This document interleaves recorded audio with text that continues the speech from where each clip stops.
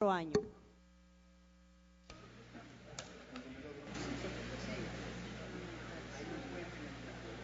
¿Puede poner la presentación, por favor?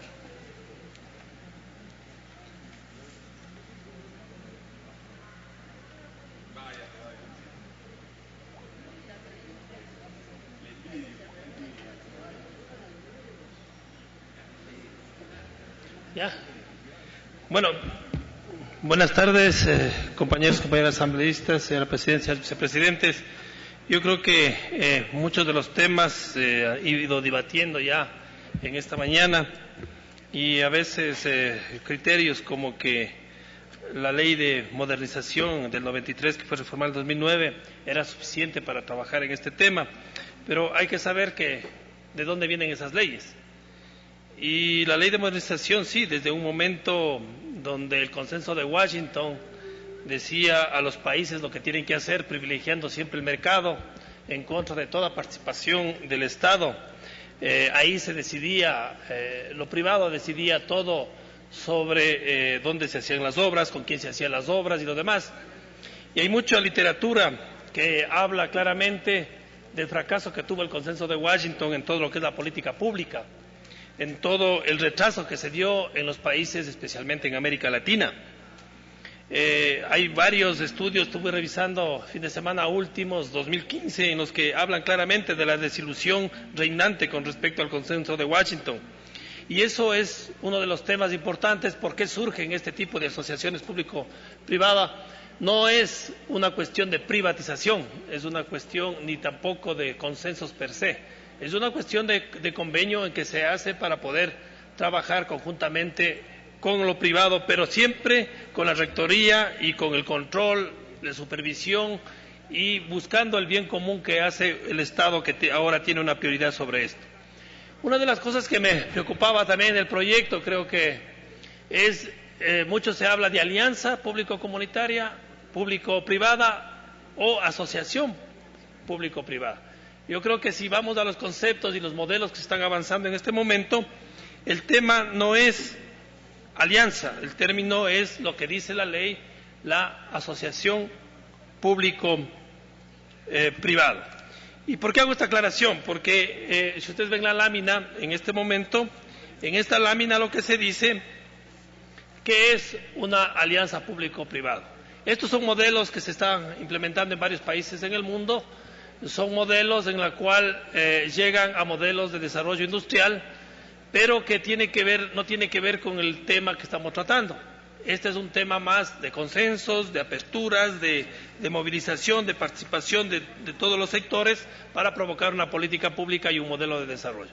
Así que en este tema no es una alianza público-privada lo que estamos tratando, es una asociación. Pasemos. Y por eso es que en este tema de asociación público-privado, y como vemos varias definiciones que se han dado en los estudios nacionales, indican, por ejemplo, que la asociación público-privada es una asociación de capitales públicos y privados para el desarrollo en fin común. En este sentido, la asociación público-privada no es ni una privatización exclusivamente, ni tampoco una concesión.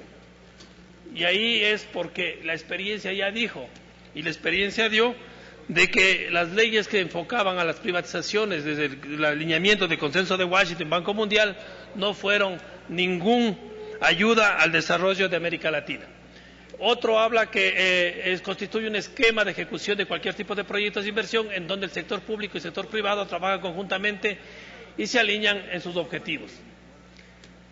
La asociación público-privada es un instrumento de vinculación de capital privado que se materializa en los contratos entre entidad estatal y una persona jurídica de derecho privado para la provisión de bienes públicos y de sus servicios relacionados que involucran la retención y transferencia de riesgos entre las partes y mecanismos de pago relacionados con la disponibilidad y el nivel de servicios de la infraestructura y o servicio. Estos conceptos que se habla mundialmente sobre lo que es una asociación público-privada, dentro de la norma, dentro de la propuesta que tenemos, coincide fuertemente con el último concepto, y es que puede incluirse dentro del Estado la inversión privada, pero siempre con la rectoría y la definición de qué es lo que se hace en el Estado, porque no nos va a pasar lo mismo y volver a añorar lo que pasó con la ley de modernización y lo que es el Consenso de Washington que se dio en América Latina, donde el trabajo en los países fue un desarrollo que disminuyó totalmente. Pasemos. Por eso es que en varias partes de la propuesta de ley se tiene que cambiar y manejar siempre el tema asociación público-privada. En varios temas habla de la alianza y eso es lo que no está haciendo la ley. La ley no está entrando en alianza, sino en la asociación público-privada. Pasemos. Un tema que es de importancia para el sector rural es el impuesto a las tierras. Y esto, nosotros estamos de acuerdo en la discusión que se pudo hacer con compañeros, de que puede subirse hasta el límite de 100 hectáreas para tener una coincidencia con la ley, la propuesta de ley de tierras y territorios ancestrales que estamos en la comisión y aquí en la asamblea tramitando. Pero debe tener unos cambios y por eso creo que en la transitoria 22ª se debería incluir en los incisos primero, segundo y tercero lo siguiente: para el cálculo del impuesto a las tierras rurales ubicadas en la región amazónica y zonas similares, según los parámetros de superficie, pendiente, textura de suelo, erosión, definidos por el decreto ejecutivo de la Presidencia de la República, se aplicará el límite de hectáreas previstos en la siguiente tabla, y ahí hablamos de 100, 70 y 50. ¿Por qué la tope 50?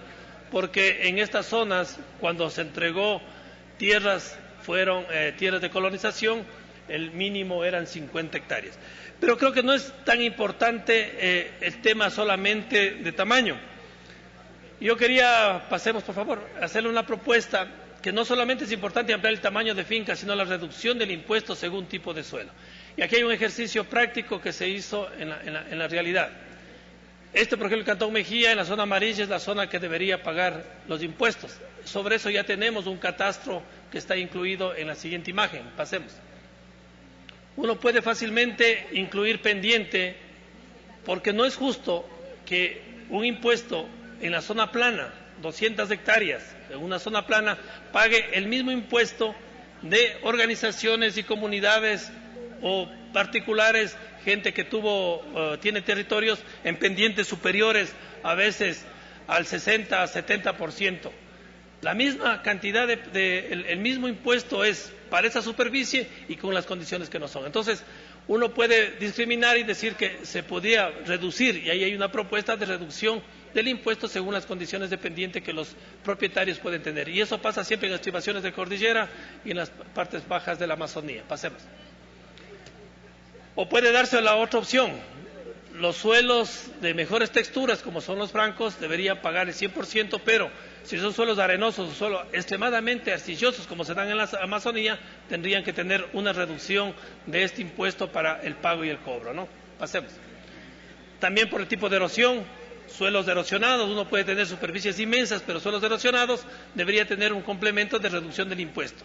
Entonces, una de las propuestas sería importante en la ley, en que podemos hablar de la amplitud de la superficie, pero nuevamente tendríamos problemas cuando no haríamos equidad en el pago del impuesto.